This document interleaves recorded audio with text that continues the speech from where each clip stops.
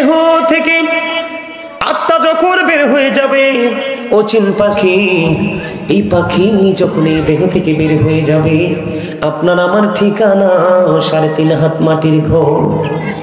হতে পারে বাঁশবাগান, হতে পারে পুকুর পাড়, হতে পারে নদীর কিনারা, হতে পারে বিশাল কোন উঁচু পাহাড়ের চূড়া।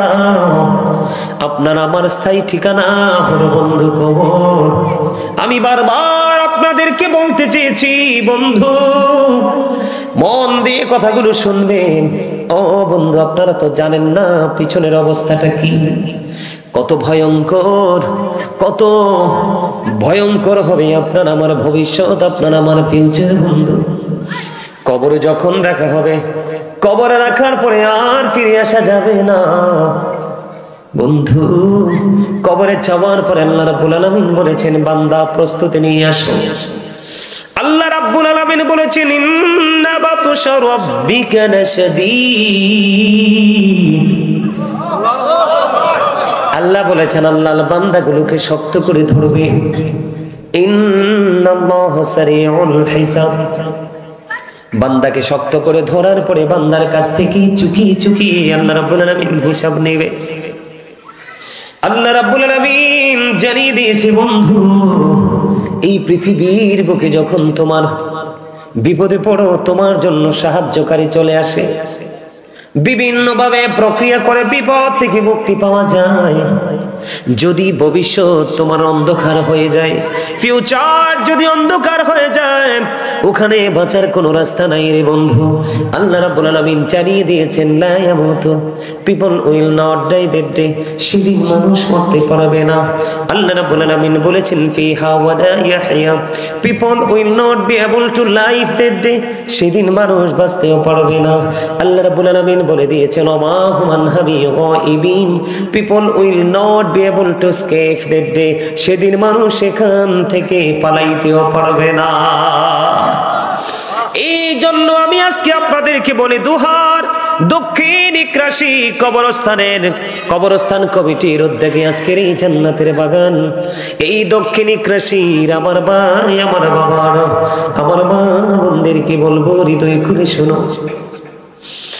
এই যে বলেছি, আল্লাহ বান্দাকে ধরবে খুবই শক্তভাবে, হিসাব নেবে বন্ধু খুবই শক্তভাবে। যদি তুমি বিপদে পড়ে যাও, হিসাব যদি সঠিকভাবে দিতে না পারো, কবরে যদি তুমি প্রশ্নের জবাব সঠিকভাবে দিতে না পারো, তাহলে তোমার চারপাশে শুধু বিপদ আর বিপদ, কোথাও গেলে তুমি ihsan খুঁজে পাবা না। কারণ কবর হলো ফিউচারের প্রথম স্টেপ। কারণ উসমান রাদিয়াল্লাহু তাআলা আনহু কবর যখন দেখতো বন্ধু, এত বেশি কান্না করত, মনে হতো যেন ওনার চোখ দুইটা যেন ঝর্ণা হয়ে গেছে রে, এত বেশি কান্না করতেন হযরত উসমান জিন্নুরাইন রাদিয়াল্লাহু তাআলা আনহু। যদিও তিনি রাসূলের 2টা কন্যাকে বিবাহ করেছিলেন, 2টা নূরের অধিকারী, তিনি বন্ধু অনেক বেশি ক্রন্দন করতেন। তার কারণ হলো বন্ধু, ওই কবর হলো মানুষের প্রথম, ওই পারের জীবনের প্রথম ধাপ। ওইখানে যদি মানুষ বিপদে পড়ে যায়, ওখান থেকে বের হয়ে আসার কোনো সুযোগ নাই। প্রত্যেকটা ধাপে ধাপে শুধু বিপদ তার জন্য আসন্ন। বন্ধু, এই পৃথিবীর বুকে মানুষ যদি সিসি ক্যামেরা দেখে, কোন ধরনের কোনো অকারেন্স করতে চায় না, সিসি ক্যামেরার মধ্যে ধরা পড়ে যাবে। কিন্তু বন্ধু, তোমার আমার দুজনের 2 কাঁধে 2টা সিসি ক্যামেরা সেটিং করা আছে। এই সিসি ক্যামেরার চিন্তা একবার আমরা করি না, ঠিক কিনা বলেন? আর জোরে বলেন, ঠিক কিনা? আল্লাহ রাব্বুল আলামিন অত্যন্ত চমৎকার ভাবে 2টা সিসিটিভি সেটিং করে দিয়েছে। আজকে যেমনি রিমোট টিপলে বন্ধু একটার পর একটা আপনার কাঙ্ক্ষিত জিনিস চলে আসে, ঠিক তেমনি ভাবে আপনার জীবনের প্রত্যেকটা কর্ম বন্ধু এমন ভাবে চোখের সামনে আসবে। আল্লাহ রাব্বুল আলামিন পবিত্র কালামে হাকিমে কোরআন শরীফের 30 পারায় সূরা ফিতরের মধ্যে তিনি বলে দিয়েছেন, ওয়া ইদাল কুবুর বুসিরাত আলিমাত নাফসুম মা কদ্দামাত ওয়া আখরাত। জোরে জোরে বলুন আল্লাহু আকবার। আল্লাহ রাব্বুল আলামিন জানিয়ে দিয়েছে বন্ধু, কবর যখন ওপেন হয়ে যাবে, কবরটা যখন খোলা হয়ে যাবে, ওই কাল কিয়ামতের দিন আপনি আমি আমাদের জীবনে কি করেছি আর কি করিনি সব কিছু আমরা দেখতে পারবো, জানতে পারবো প্র্যাকটিক্যালি। সেদিন কাউকে দোষারোপ করা যাবে না, ও বন্ধু কারো উপর কোনো দোষ বর্তানো যাবে না। আমি একটু আগে বলেছিলাম গরিব ধনীর পার্থক্য করতে গিয়ে আমি বলেছিলাম বন্ধু, বিপদকে আমরা মানুষ দেয় না কি আল্লাহ রাব্বুল আলামিন দেয়? কেউ বলেছেন মানুষ, ম্যাক্সিমাম লোক বলেছেন বন্ধু আল্লাহ। না না, আল্লাহ রাব্বুল আলামিন আল্লাহর বান্দাকে দুঃখ দেয় না, আল্লাহর বান্দাকে আল্লাহ রাব্বুল আলামিন কষ্ট দেয় না। সূরা ইউনূসের 44 নম্বর আয়াতে আল্লাহ রাব্বুল আলামিন বলেছেন, ইন্নাল্লাহা লা ইয়াযলিমুন নাসা শাইয়্যান ওয়ালাকিন্নান নাসা আনফুসাহুম ইয়াযলিমুন। আল্লাহ রাব্বুল আলামিন জানিয়ে দিয়েছেন আল্লাহ আল্লাহর বান্দার উপর জুলুম করেন, আল্লাহর বান্দার উপর অত্যাচার করে না, বান্দা নিজেই নিজের উপর অত্যাচার করে। জোরে জোরে বলেন আল্লাহু আকবার। আমার কথা কি আপনারা বুঝতে পারেন? কথা বুঝেন? কি বুঝাইতে চাই বুঝতেছেন? মনে রাখবেন সব সময় আল্লাহ ধরবে খুব শক্তভাবে, হিসাব নিবে খুব শক্তভাবে।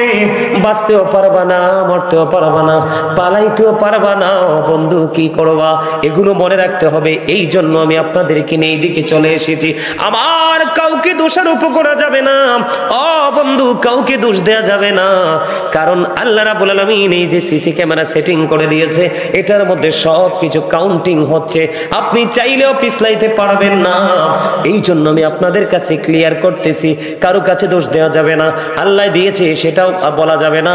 কারণ আমি সব সময় আমার লেখা একটা প্রবাদ আছে, আমি একটা প্রবাদ লিখেছি বন্ধু, কি লাভ হবে আমি অন্যজনকে দোষে, সব পেয়েছি আমি আমার আপন কর্ম দোষে।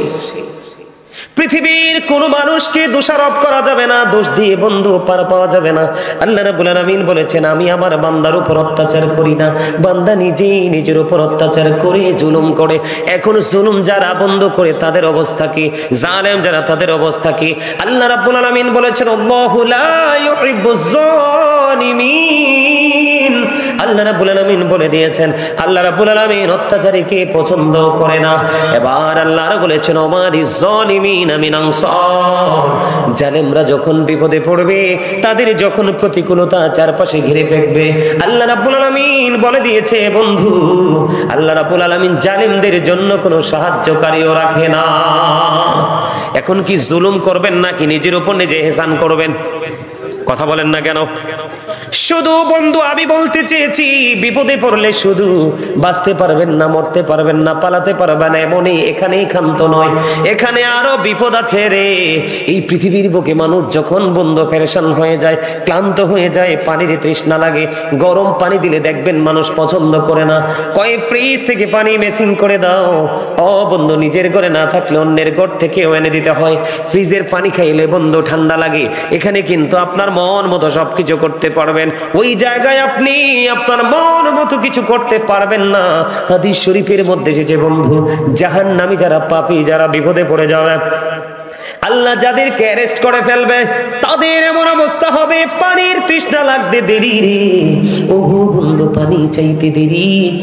তখন আল্লাহ রাব্বুল আলামিন সঙ্গে সঙ্গে ওই ব্যক্তিকে উত্তপ্ত গরম পানি তার মাথা দিয়ে ঢেলে দেওয়া হবে। ওই যে বলেছি একটু আগে, মাথা দিয়ে যখন ঢেলা হবে ভিতরে প্রবেশ করবে, ওই পানিটা এত বেশি উত্তপ্ত হবে, এত বেশি বিকট হবে বন্ধু, ভিতরে যাইতে দেরি, ভিতর থেকে যা কিছু আছে সব কিছু বন্ধু লিকুইড হয়ে বের হয়ে যাবে, তুমি ধরে রাখতে পারবা না।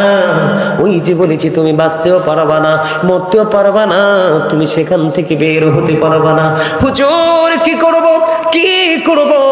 আপনাকে যদি আমাকে যদি সেই প্রশ্ন করেন বন্ধু, আমি আপনাকে বলবো আপনার সেদিন কোনো কিছুই করার থাকবে না। আপনার পেটের খিদা লেগেছে, পেটের খিদায় আপনি অস্থির হয়ে গেছেন, আপনার জন্য কিন্তু জাহান্নামে খাবার বরাদ্দ করা আছে। জাহান্নামী খাবার, ওই খাবারটার নাম হলো বন্ধু তিনাতুল খাবার। ইয়া রাসূলুল্লাহ, ইয়া হাবিবাল্লাহ, নবী নবী গো, ও প্রাণের নবী, এই তিনাতুল খাবারটা কি গো নবী?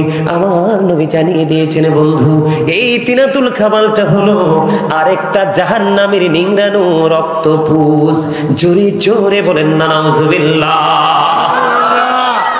একটা মানুষ ধরেন মরে গেছে, পচে গেছে, দুর্গন্ধযুক্ত হয়ে গেছে, আপনি কি তাট যেটা নরম হয়ে যাবে লিকুইড তো বুঝেন, জুস, কথা বলে না?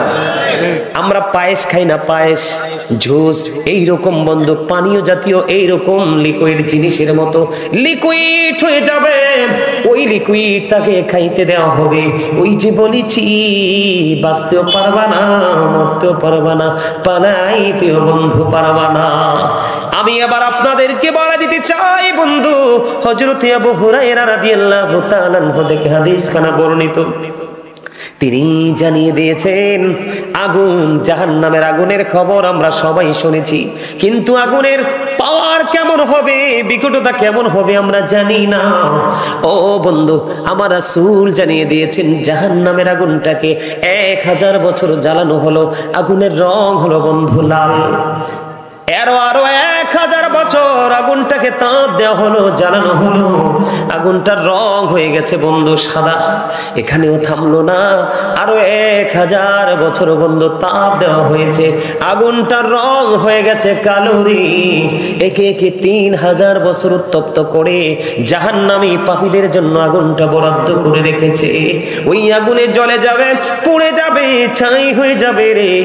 আবার তোমার এই বডিটা গঠন করা হবে, এমনি করে করে তোমার সাজাটা বহাল থাকবে। ওই যে বলেছি লা ইয়ামুতু, মরতে পারবা না, ফিহা ওয়ালা ইয়াহইয়া, বাঁচতেও পারবা না, ওয়াহু মানহামি গায়বিন, সেখান থেকে পালাইয়া যাইতেও পারবা না। ও ইকরাশি দক্ষিণ পাড়ার মানুষ, আমার ভাই, আমার বাবা গো, হৃদয় খুলে শোনো, আজকে ঘরে বসে থেকো না। এই মাহফিল আগামী বছর আবার এমন একটা দিনে হয়তো বা হবে, এর মাঝখানে কে জানি রে চলে যেতে হয়, কার কাছে জানি আজরাইল চলে আসে, কে জানি পৃথিবীর ইতি টানতে হয় রে বন্ধু। এই জন্য বলেছি বন্ধু, এখানেই শুধু ক্ষান্ত নয় রে, পাপীদের ভয়ঙ্করতার কোনো শেষ নাই। ও বন্ধু, 30,000 বছরের রাস্তা হবে, ফুলচেনাতের ফুল, চুলের চাইতে চিকন হবে, হীরার চাইতে বন্ধু ধার হবে। উপরের দিক থেকে আগুন, নিচের দিকে ঝুলন্ত, নিচের দিক থেকে আগুন, উপরের দিকে বন্ধু উদিত। এর নিচেই তোমার জন্য জাহান্নাম বন্ধু বরাদ্দ। যে কিয়ামতের একদিন আগে যে ব্যক্তি মারা যাবে রে, তার জন্য কম পক্ষে হাসরের ময়দান 50,000 বছরের রাস্তা হয়ে যাবে বন্ধু। এমন ভয়ঙ্কর হবে ওই সিচুয়েশন, নারী এবং পুরুষ উলঙ্গ অবস্থায় থাকবে। মাইশা প্রশ্ন করলো, ইয়া রাসূলুল্লাহ, ইয়া হাবিবাল্লাহ, নবী গো, ও প্রাণের নবী, নারী পুরুষ উভয় সেদিন উলঙ্গ থাকবে, কেউ কি কারো দিকে নজর দেবে না? আমার নবীজি জানিয়ে দিয়েছেন এত ভয়ঙ্কর হবে রে আয়েশা, আয়েশা, এত ভয়ঙ্কর হবে রে সেদিনের ভয়ঙ্করতা, একজন আরেকজনের দিকে তাকাইবার সুযোগ থাকবে না। এত ভয়ঙ্কর হবে, গর্ভধারিণী মা গর্ভের সন্তান প্রসব করার আগে সে গর্ভপাত করে ফেলবে। ও বন্ধু, স্তন্যদায়ী তার স্তন্যপায়ীর কথা ভুলে যাবে বন্ধু। এমন পরিস্থিতি হবে রে, কুল কিনারা খুঁজে পাবা না। তবে আল্লাহ আল্লাহ রাসূলের প্রেমিক হয়ে তুমি কবরে যাও, আল্লাহ রাব্বুল আলামিন বলে দিয়েছে, যতই বিপদ, যতই ভয়ঙ্করতা, যতই প্রতিকূলতা আসুক না কেন বন্ধু, তুমি দুনিয়া এবং আখিরাত উভয়ে জাহানে তুমি শান্তির সুবাতাস তোমার সাথে বইতে থাকবে। আরো জোরে বলেন না সুবহানাল্লাহ, আরো জোরে বলুন না সুবহানাল্লাহ। বলতেছিলাম বন্ধু, এত ভয়ঙ্কর হবে রে। শুধু এখানে ক্ষান্ত নয়, আমি আজকে নেগেটিভ সাইডটা আপনাদের সামনে একটু তুলে ধরতেছি বন্ধু। হাদিস শরীফের মধ্যে এসেছে, একটা পাপী লোকের আত্মা যদি তার দেহ থেকে বের করা হয়, গোটা পৃথিবীর যত প্রাণী আছে সবগুলোকে একত্রিত করার পরে যদি বন্ধু মরে পচে যদি দুর্গন্ধ বের হয়ে আসে, ওই সমস্ত প্রাণীর পচা দুর্গন্ধের চাইতেও বিকট হবে একটা পাপী লোকের আত্মা থেকে। জোরে জোরে নাউজুবিল্লাহ, আর জোরে বলেন না নাউজুবিল্লাহ। আপনারা জানেন না, পাপী লোকের আত্মাটাকে এমন ভাবে বের করা হবে, একটা লোহার সরা তার পেটের মধ্যে ঢুকাইয়া যখন টান দিবে, আপনাদের এদিকে, আপনারা তো নদীমাতৃক এলাকার মানুষ, আপনাদের এদিকে পানি হইলে মাছ মানি চল দিয়ে, মাছটা যখন ভেসে ওঠে এইভাবে মারে, এরকম আসেনি? আমাদের কুমিল্লাতে এটাকে চল বলি আমরা, চল। এটা দিয়ে বন্ধু মাছ মারা হয়। মাছটা যখন মারা হয়, চলটা কিন্তু ঢুকে বন্ধু সোজা হয়ে, কিন্তু বের হওয়ার সময় জীবিত মাছটার বডি থেকে কিন্তু গোস্ত নিয়ে উল্টা দিকে বের হয়। এই জন্য বন্ধু এইভাবে মাছ মেরে খাওয়া ইসলামে বৈধ নয়। আমি আপনাদেরকে বোঝাই, কাঁটাযুক্ত শলা যদি একজন মানুষের পেটের ভিতরে ঢুকানে দেওয়া হয়, ঢুকায়া যদি টান দেওয়া হয়, একটু একটু করে বন্ধু ছিঁড়ে ছিঁড়ে আসবে। ওই বন্ধু এত ভয়ঙ্কর, এই সিচুয়েশনটা কেমন লাগবে একটা মানুষ বন্ধু সহ্য করতে পারবে না। পাপী লোকের আত্মাটা বের করার প্রক্রিয়াটা এমনই হবে। নাউজুবিল্লাহ বলেন না, আর জোরে বলেন না নাউজুবিল্লাহ। বেশি দুর্গন্ধ বের হবে পাপী মানুষগুলোর আত্মা থেকে। এই ফেরেশতারা যখন এই পৃথিবীর বুকে আসবে ওই পাপী লোকের জানটা কবজ করার জন্য, তখন আল্লাহ রাব্বুল আলামিনের পক্ষ থেকে কুদরতি চট নিয়ে আসবে। চট বুঝেননি? চট, সালার চট, বেতের চট আছে না নাই? দেখবেন মানুষ যখন কবরে দেওয়া হয় বন্ধু, কবরের উপরে বাঁশের চাউনির উপরে চট বিছিয়ে মাটি দেওয়া হয়। এইরকম চট নিয়ে আসবে, বলে হুজুর কেন গো, পাপী লোকের আত্মা থেকে এত দুর্গন্ধ বের হবে, ওই কারণে ওই চট নিয়ে এসে বন্ধু এটাকে পেঁচিয়ে ফেলা হবে। যখন এই পাপী লোকের আত্মা নিয়ে যখন আসমান পর্যন্ত যাবে, আসমানের ফেরেশতারা তাকে আসমানে প্রবেশ করতে দিবে না, ভিতরে ঢুকতে দিবে না। জোরে জোরে কন্যা নাউজুবিল্লাহ। বডির ভিতরে সেই আত্মাটা পালানোর চেষ্টা করবে। এই আত্মাটা বডি থেকে বের হতে চাইবে না। মরণ কখনো সেই পছন্দ করবে না। কেন গো পছন্দ করবে না? কারণ এই মরণটা যে তার জন্য আরো বেশি ভয়ঙ্কর বিপদ, এইটা সে বুঝতে পারবে। জাহান্নামের সকল নমুনা তার চোখের সামনে ফেরেশতারা তুলে ধরবে। জোরে জোরে কন্যা নাউজুবিল্লাহ। এই কারণে পাপী লোকের দেহটা, পাপী লোকের আত্মাটা দেহের মধ্যে ঘুরঘুর করতে থাকবে, পালানোর চেষ্টা করবে, কিন্তু আজরাইল থেকে পালানো যায়নি। কথা জোরে বলেন, পালানো যায়নি। আল্লাহ তো মৃত্যু, জীবন এবং মৃত্যু সৃষ্টি করেছে। আল্লাযী খালাকাল মাউতা ওয়াল হায়া, আল্লাহ রাব্বুল আলামিন যিনি, তিনি মৃত্যু সৃষ্টি করেছেন, জীবন সৃষ্টি করেছেন। ঠিক কিনা বলেন? বাঁচার কোনো সুযোগ নেই, পালানোর চেষ্টা করবে, কিন্তু আজরাইল তাকে বের করবে। আজরাইল বের করে বন্ধু নিবে রে, নিতে দেরি এখান থেকে গোসল করে তাকে কবরে নেওয়া হবে। কবরে নেওয়ার পরে আমি আপনাদেরকে বলি, পাপী লোক বলতে একটা হলো মুমিন, আরেকটা হলো কাফের। কথা বুঝবেন? কয়টা? আর একটা দল আছে আপনার আমার মাঝে, সমাজের মধ্যে, দেশের মধ্যে, পৃথিবীর মধ্যে আরেকটা আছে, সেটার নাম হলো বন্ধু মুনাফিক। আছে না নাই? আল্লাহ রাব্বুল আলামিন পবিত্র কালামে হাকিম স্পষ্ট করে বলে দিয়েছে, উইদ্দাত লিল কাফিরিন, কাফিরদের জন্য আল্লাহ জাহান্নাম বরাদ্দ করেছে। উইদ্দাত লিল মুত্তাকিন, মুত্তাকিনদের জন্য আল্লাহ রাব্বুল আলামিন জান্নাত বরাদ্দ করে দিয়েছে। আরেকটা হলো মাঝখানে বন্ধু মুনাফিক। মুমিন আল্লাহর প্রিয়, বেঈমান কাফির চিহ্নিত, কিন্তু মুনাফিক কখনো চিহ্নিত করা যায় না। আপনার কাছেও এক, আমার কাছেও এক, সবার কাছেই এক। ঠিক কিনা বলেন? বন্ধুরে আমার, সবচেয়ে বড় হলো মুনাফিক। আল্লাহ রাব্বুল আলামিন বলেছেন, ইন্নাল মুনাফিকিনা ফিদ দারকিল আসফালি মিনান নার। আল্লাহ রাব্বুল আলামিন বলেছেন, the hypocrites will be in the lowest place of hell. মুনাফিকরা জাহান্নামের একেবারে সর্বনিম্ন স্তরে থাকবে। হযরত আলী রাদিয়াল্লাহু তাআলা থেকে হান্ত হয়ে যাবে, বন্ধু মারা যাবে। এমন ভয়ঙ্কর পোশাক তাদের জন্য বরাদ্দ। বাঁচার কোনো উপায় নাই, মরার কোনো উপায় নাই, বন্ধু এখান থেকে পালিয়ে যাওয়ার কোনো উপায় নাই। আমি আপনাদেরকে আরেকটা মজার খবর আমি আপনাদেরকে দেই। হযরত ইদ্রিস আলাইহিস সালামের নাম শুনছেননি? ইদ্রিস নবীর নাম শুনছেন না? তিনি সব সময় বন্ধু রোজা রাখতো। প্রতিদিন তিনি রোজা রাখতেন। ইফতার গুলো জান্নাত থেকে আসতো। ইফতার করার পরে যখন অবশিষ্ট থাকতো, এগুলো আবার বন্ধু রিটার্ন চলে যাইতো জান্নাতে। আরো জোরে কন্যা সুবহানাল্লাহ। আরে আরো জোরে সুবহানাল্লাহ। এত বেশি পাওয়ারফুল জিনিস, যেটা আমি আপনাদেরকে বলে বুঝাতে পারবো না। আমি না, পৃথিবীর কোনো আলেম বুঝাইতে পারবে না, এটা এত ওজনের জিনিস। আপনারা এখানে কেন আসছেন? আল্লাহকে পাওয়ার জন্য না? আল্লাহকে পাইতে হইলে কিন্তু আপনাকে একটা রাস্তা অবলম্বন করতে হবে। কি একটা রাস্তা? সেই রাস্তাটা হলো হক্কানি আলেমরা, হক্কানি আল্লাহর ওলিরা যেই পথে হাঁটে সেই পথ। কোন পথ? ইহদিনাস সিরাতাল মুস্তাকিম। আছে না নাই সূরা ফাতিহায়? আরেকটা মজার খবর বলবো, আপনার জীবনে বেশি আমল করতে পারেন নাই, কিন্তু অন্তরে মায়া মহাব্বত প্রেম নিয়ে গেছেন। মানুষের অনেক প্রতিকূলতা থাকে না? এখন দিন যত যাচ্ছে মানুষের প্রতিকূলতা ততই বেশি বাড়ছে, তাই তো? আমি আপনাদেরকে বলি, জীবনে যদি কোনোদিন হক্কানি কোনো আলেমকে ভালোবাসতে পারেন, কি করতে পারেন? জীবনে আপনার তার সাথে কোনোদিন দেখা হয় নাই, আল্লাহর হাবিব বলেছে জীবনে কোনোদিন তার সাথে তোমার দেখা হয় নাই, কিন্তু তার সাথেই তুমি থাকবা। ওমা, এটা আমি বানিয়ে বলি নাই তো। কনফিউশন করা যাবে না, কনফিউশন থাকলে বুঝবো যে ইমানে গলদ আছে। আল্লাহ রাব্বুল আলামিন বলেছেন, join with my dear people, come to my paradise. আল্লাহ বলেছেন, join with my dear people, আমার প্রিয় লোকেদের সাথে যুক্ত হও, কাম টু মাই প্যারাডাইস, আমার জান্নাতে চলে আসো। সেই প্রিয় লোক হলো কারা? ইন্নামা ইয়াখশাল্লাহ মিন ইবাদিহিল উলামা।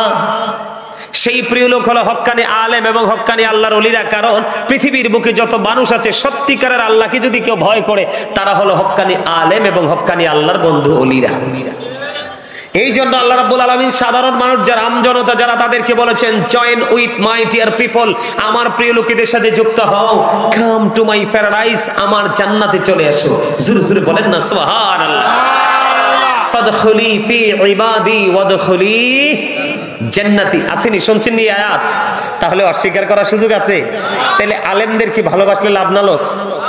আলেমদের মজলিসে বসলে লাভ না লস? লাভ না? আরো বেশি লাভ হলো ওই যে বললাম, আরো বেশি লাভ হলো ওই যে সুবহানাল্লাহ বলা। কি বলা? বেশি বেশি বলবেন। আমি কি সারা রাত থাকবো? আমি কিছুক্ষণ পরেই তো চলে যাব। এই আশা এবং যাওয়া মাঝখানের সময়টা যেন আপনার আমার জন্য কাল হাসরের ময়দানে নাজাতের জরিয়া হয়ে যায়। জোরে বলেন আমিন, সুম্মা আমিন। বন্ধুরে আমার, গভীর খেয়াল করবেন, আমি একটা একটা করে পয়েন্ট ছোট্ট ছোট্ট করে আপনাদের সামনে তুলে ধরছি। পাপী মানুষ মৃত্যুর সময় তার বিপদ, কবরে যাওয়ার পরে বন্ধু তার বিপদ, ওই ভবিষ্যৎ পর্যন্ত তার বিপদ। আপনার অসুবিধা হয়? আমি তো আগেই বলছি।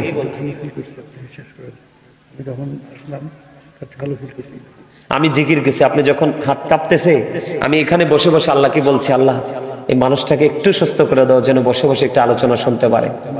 আমি এখানে বসে বসে আল্লাহর কাছে, দেখছেন না উনি যখন মাইকটা হাতে নিছে, আমার ওনাকে দেখে অনেক করুণা হয়েছে, অনেক মায়া হয়েছে।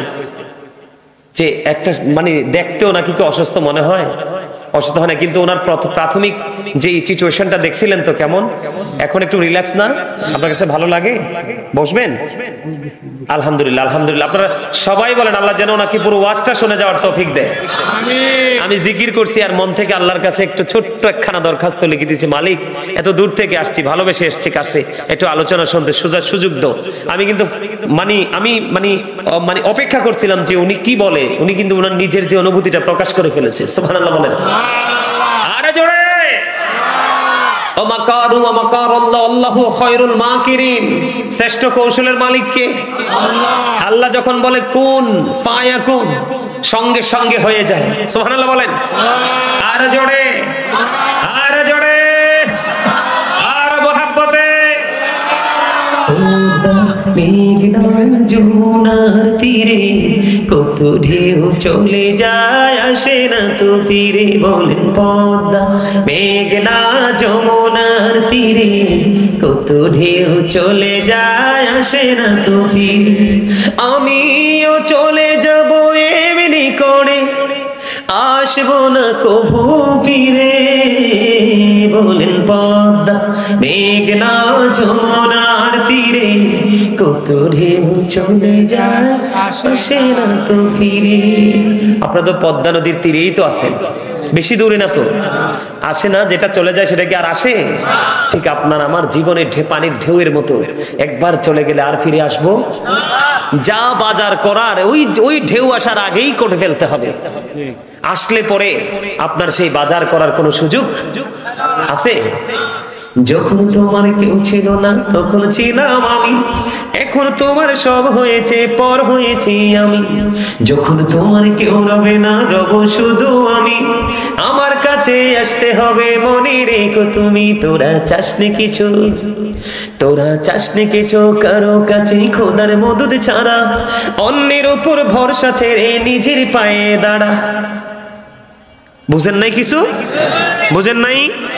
আপনি চলে যাওয়ার পর আপনার জন্য কেউ হাদিয়া পাঠাবে না, উপঢৌকন পাঠাবে না, আপনার কবরও জিয়ারত করবে না, আপনার জন্য দোয়ার আয়োজন করবে না। এখন যে অবস্থা শুরু হচ্ছে বাংলাদেশে, গোটা পৃথিবীতে বলবে বেদাত, দোয়ার দরকার নাই। আছে না নাই? হচ্ছে কি হচ্ছে না?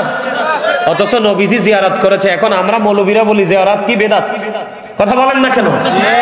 এগুলো করবে। এই জন্য আমি বলেছি অন্যের উপর ভরসা ছেড়ে নিজের পায়ে দাঁড়া।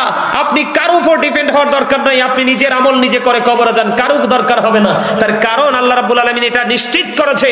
কোরআন শরীফের 19 পারা সূরা শুআরার 88 এবং 89 নম্বর আয়াত আল্লাহ স্পষ্ট করে বলে দিয়েছেন, ইয়াউমা লা ইয়ানফাউ মালু ওয়ালা বানুন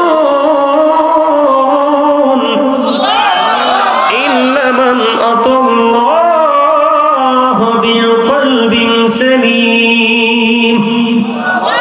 ওমা আল্লাহু আকবার কন্না কিল্লে। আরে মনু বড় ঘড়ি কোনা আল্লাহু আকবার, আল্লাহু আকবার এটাও জিকির। এই মিয়া কোন দিকে ওয়াজ করব? আপনারা তো সব দিকে দেখতেছি ধীরে ধীরে উইক হয়ে পড়তেছেন। জবানটাকে স্ট্রং রাখতে হবে। বলদি ওই পারের ওই জীবনের প্রথম ধাপ হলো আপনার মৃত্যু। কি মৃত্যু না হলে কিন্তু ওই জীবন শুরু হবে না। ওই জীবন শুরু হতে হলে আপনার মৃত্যুবরণ করতে হবে। আল্লাহর একজন নবী হযরত ইদ্রিস আলাইহিস সালাম, উনি বন্ধু রোজা রাখতেন, ইফতার গুলো উনি জান্নাত থেকে আসতো। ইফতারি করার পরে যখন তিনি বন্ধু ইফতার গুলো অবশিষ্ট যেগুলো থাকতো, আবার এগুলো রিটার্ন বন্ধ ফিরে যেত জান্নাতে। এমন পাওয়ারফুল নবী তিনি ছিলেন বন্ধু। একদিন একজন ওই ব্যক্তির সুরতে আজরাইল আসলেন ইদ্রিস আলাইহিস সালামের সাথে দেখা করার জন্য। গভীর খেয়াল বন্ধু, দেখা করার জন্য যখন আসলো, আসার পর ইদ্রিস আলাইহিস সালাম ওই ফেরেশতাকে কিছু খাবার খাইতে দিলেন, আপ্যায়ন করলেন। তিনি কোনো কিছু গ্রহণ করলেন না। উনি বলতেছেন, নবী গো চলুন আপনাকে নিয়ে একটু ভ্রমণ করব। ভ্রমণের জন্য যখন বের হয়ে গেল, বের হওয়ার পরে বন্ধু ঘুরতে ঘুরতে ঘুরতে ঘুরতে একটা পর্যায়ে তিনি আবার একত্রিত হলেন। একত্রিত হওয়ার পরে এবার ইদ্রিস আলাইহিস সালাম ওনাকে প্রশ্ন করলেন, আপনি কে? কই আমি হলাম মৃত্যুদূত আজরাইল। কই কেন এসেছেন আমার কাছে? আমার কি মৃত্যুর সময় চলে আসলো নাকি? না না, আপনার মৃত্যুর সময় হয়নি। আমি আপনার সাথে বন্ধুত্ব একটা বন্ধন তৈরি করার জন্য এসেছি। জোরে জোরে বলুন না সুবহানাল্লাহ।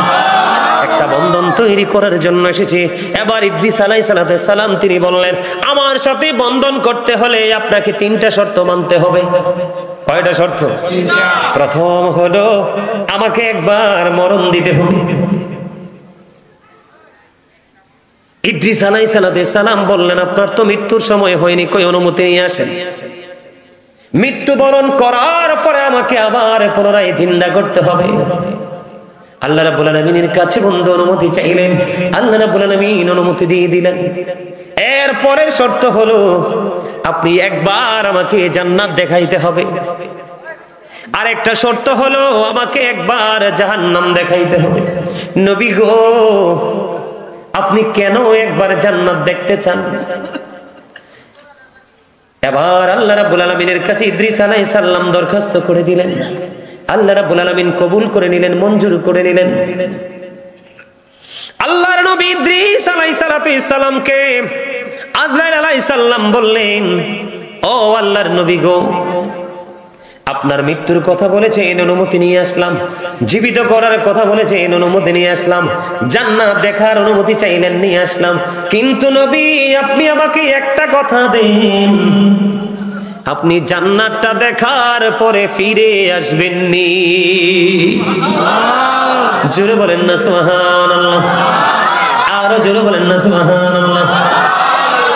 এবার কি করলেন? ইদ্রিস আলাইহিস সালাম কথা দিলেন নবী। ইদ্রিস আলাইহিস সালাম বলেন, আজরাইল রে, ও আজরাইল, আমি কথা দিলাম রে, জান্নাত দেখার পরে আমি ফিরে আসব। কথা দিছেন? কয় হ। এবার আল্লাহর কাছে অনুমতি চাইলেন, আল্লাহ অনুমতি দিয়ে দিলেন। ওনার প্রাণ পাখি বন্ধু কবজ করা হলো, দেহ থেকে প্রাণ পাখি বের করা হলো। আবার ওনাকে পুনরায় ছোট্ট করে বলছি বন্ধু, সময় খুবই অল্প। আবার ওনাকে পুনরায় জিন্দা করা হলো।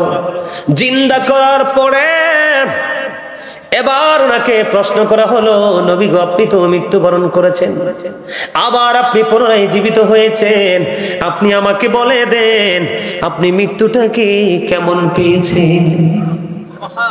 আমি আপনাদেরকে বুঝাইতেছি, বুঝতে পারতেছেন না আপনারা? একটা এক্সাম্পল ছাড়া তো আপনাদেরকে বোঝানো সম্ভব না। এবার আল্লাহর নবী ইদ্রিস আলাইহিস সালাম প্রশ্নের সঙ্গে সঙ্গে উত্তর দিলেন, আহারে মরণ, আমার কাছে আমার মরণটা এমন মনে হয়েছে গো, জীবিত একটা প্রাণীকে অথবা জীবিত একটা মানুষকে, জিন্দা একজন মানুষকে পা থেকে চামড়াটা মাথা পর্যন্ত ছুলে ফেললে যেমন হয়, অথবা মাথা থেকে পা পর্যন্ত চামড়াটা তুলে ফেললে একটা মানুষের জিন্দা থাকা অবস্থায় যেমন লাগে রে, আমার কাছে মৃত্যুটাকে তেমনই মনে হয়েছে। এবার সঙ্গে সঙ্গে গায়েব থেকে আসলো, আওয়াজ আসলো, যেই জীবনে যত প্রাণ পাখি কবজ করেছে এটার চেয়ে সহজে আর কোনো প্রাণ পাখি সহজে কবজ করা হয়নি। এবার আজরাইল উত্তর দিয়েছে, নবী গো, আমি এই পর্যন্ত যত প্রাণীর জান কবজ করেছি এত আরামে এত হেসানে আর করিনি। আল্লাহু আকবার। আমি আপনাদেরকে এক্সাম্পল দিয়েছি বন্ধু বোঝার জন্য। নবী, আল্লাহর নবী, তাদের প্রাণ হরণ করা, তাদের জান কবজ করা তো একটা স্পেশাল নিয়ম তো আছে, ঠিক কিনা বলেন? এটার মধ্যেও যদি এমন বক্তব্য দেয় তাহলে বন্ধু শেষটা কেমন হতে পারে, ভয়ঙ্করটা কেমন হতে পারে? আদবের সাথে সফট যে এটা যদি এমন হয় তাহলে কঠোরতাটা কেমন হতে পারে? মুসা কালিমুল্লাহ যখন পৃথিবী ছেড়ে চলে গেলেন বন্ধু, ওনাকে প্রশ্ন করা হলো, আপনি আপনার মরণটাকে কেমন পাইছেন? তিনি উত্তর দিয়ে দিলেন, আমি আমার মরণটাকে এমন মনে করেছি, আমার কাছে আমার মৃত্যুটাকে এমন মনে হয়েছে গো, আমার কাছে মনে হয়েছে জীবিত একটা চড়ুই পাখিকে উত্তপ্ত তেলার গাছ থেকে 1 বিঘা পরিমাণ জায়গা জোর করে দখল করে আল্লাহ রাব্বুল আলামিন কাল হাসরের দিন তার গলায় 7টা পৃথিবী মালা বানাইয়া পড়াইয়া দিবে। ওই যে শুরুতে বলেছিলাম, বাঁচতেও পারবা না, মরতেও পারবা না, পালাইতেও পারবা না। নাউজুবিল্লাহ বলেন না? সমস্যার শেষ আসেনি? আরো জোরে বলেন, আছে? সমস্যা শেষ আছে? এবার আসেন, আপনাদের এলাকায় ফোলাফাইন জিন্স প্যান্ট পরেনি? অমর খোদা, আল্লাহ মানুষকে 3 শ্রেণীর পোশাক দিছে। কয় শ্রেণী? একটা হচ্ছে নরমালি লজ্জাস্থান ঢাকার পোশাক, দ্বিতীয়ত হলো সাজের পোশাক। আল্লাহ কোরআনে বলেছেন, অলিবাসুত তাকওয়া যালিকা খায়র, আল্লাহর কাছে সবচেয়ে উত্তম পোশাক হলো তাকওয়ার পোশাক, যেটা শরীয়ত সম্মত। আমার দিকে তাকান, পুরুষের পোশাক পরার নিয়ম হলো উপর দিয়ে নাভি বরাবর অথবা উপরে, আর নিচের দিক দিয়ে হলো টাকনুর উপরে। এই কন্ডিশনে পোশাক পরা পুরুষের জন্য ফরজ।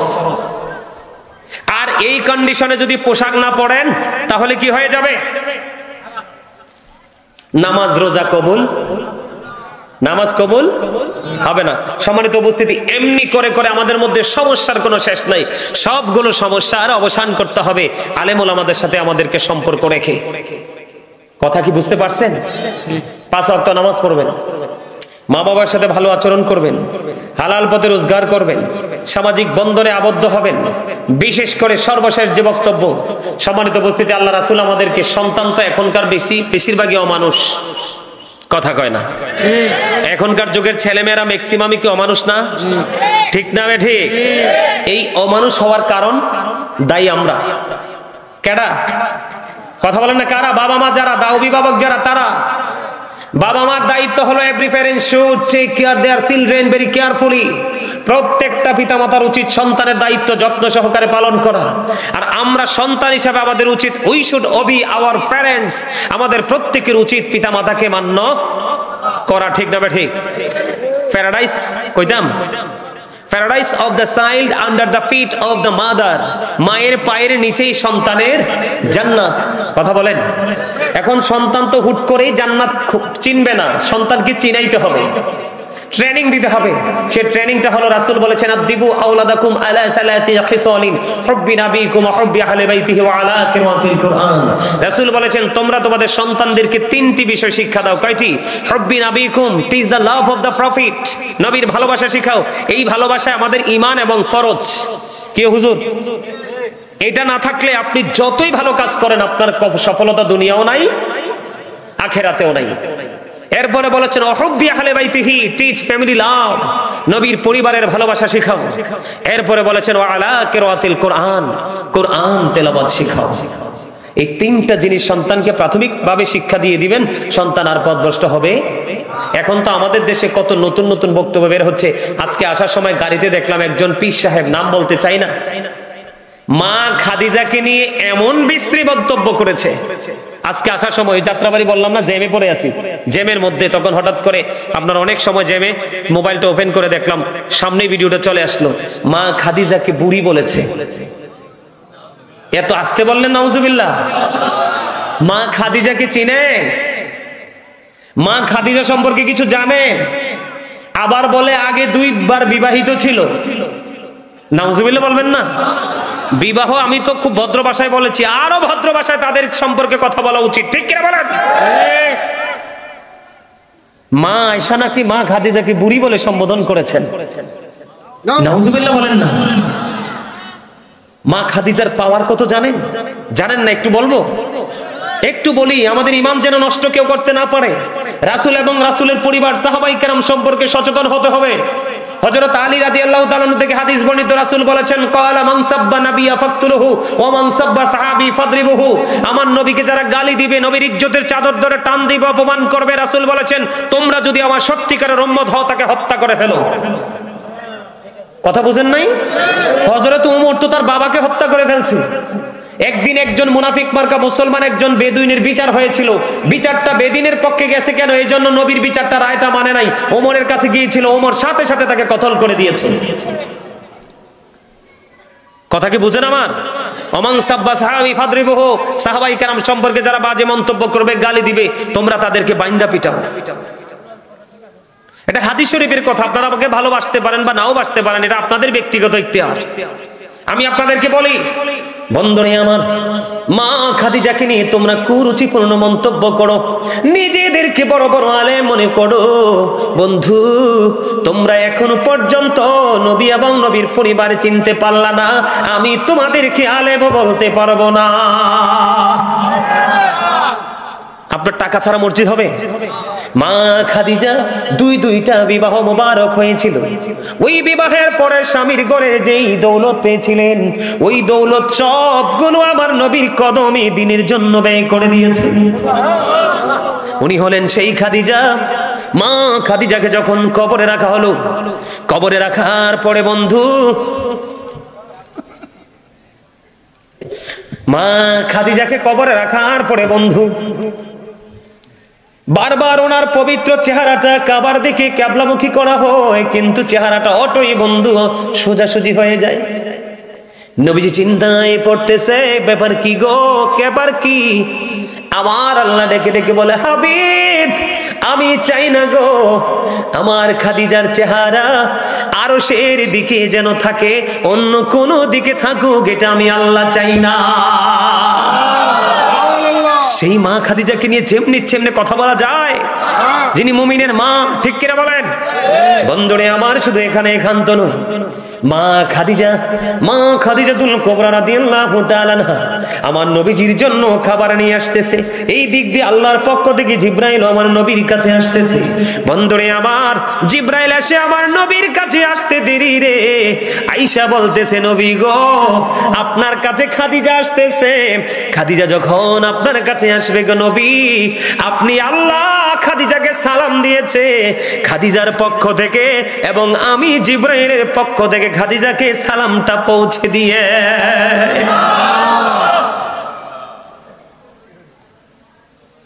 মা আয়েশা বলেছেন, আমার বিবাহের আগে খাদিজা পৃথিবী থেকে বিদায় হয়ে গেছে,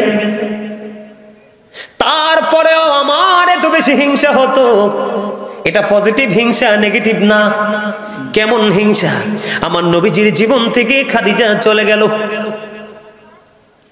আমার নবীজি যখন খাদিজাকে নিয়ে বলতে থাকতেন, আলোচনা করতে থাকতেন, আলোচনা করতেই থাকতেন, আমি আমার নবীর মধ্যে হাজি খাদিজার ক্ষেত্রে কখনোই কোনো বিরক্ত দেখতে পাই না। এই জন্য আমার খুব হিংসা হতো। বন্ধু, আরেকদিন যদি কখনো আসি আপনাদের কাছে সে বিষয় নিয়ে আলোচনা শোনাবো। আসলে আমার জন্য অনেকটা দেরি হয়ে গেছে, 2.5 ঘন্টার কাছাকাছি হয়ে গেছে। আমাকে মাহফিল কমিটি একটু অনুরোধ করেছে, আপনারা কি আমার সাথে একটু আমার কথার কি একটু সম্মান রাখবেন? আপনারা কথা বলেন। আগামী বছর মাহফিলটা হোক, এটা কি আপনারা সবাই চান? আর যারা বলেন চান। আপনাদের পাশে কবরস্থান আছে না? এই কবরে আপনি আমি যাবো কিনা?